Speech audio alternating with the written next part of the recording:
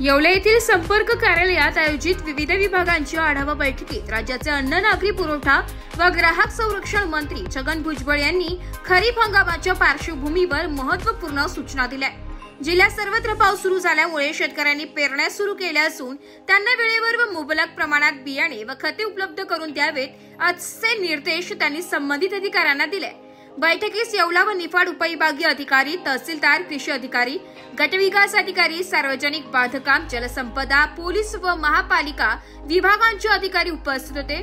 मंत्री भुजबळ यांनी बियाणे विक्री रास्त दराने व्हावी, खताची लिंकिंग होऊ नये यासाठी काटेकोर नियोजनाचे आदेश दिले। तालुक्यातील पाणी टंचाई लक्षात घेता आवश्यक त्या ठिकाणी टँकरची सुविधा सुरू ठेवण्याचंही त्यांनी सांगितले।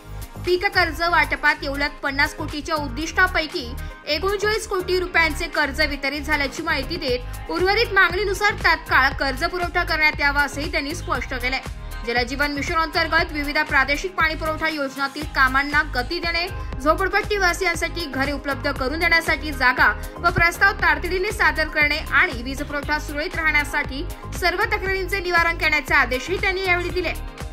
याशिवाय पुणेगाव व दरसवाडी कालवा अस्थिरीकरण, महात्मा फुले नाट्यगृह दुरुस्ती, तात्या टोपे स्मारक पूर्ण करणे, भुयारी गटार योजना, शॉपिंग कॉम्प्लेक्स लिलाव, शिवसृष्टी, लासलगाव बाह्यवळण रस्ता, चौपदरी कॉन्क्रीट रस्त्यांची गुणवत्ता आणि मनरेगा अंतर्गत जुलै अखेर 10 कोटी वृक्ष लागवड यासाठी त्यांनी संबंधित विभागांना ठोस सूचना दिल्या आहेत। राज्य नदी संवर्धन योजनेतील कामांची निविदा प्रक्रिया तातडीने पूर्ण करण्याचे आदेश देत मंत्री भुजबळ यांनी बैठकीत विकास कामांमध्ये कोणतीही अडथळा येऊ नये यासाठी अधिकाऱ्यांनी दक्ष राहावे असे आवाहन केले।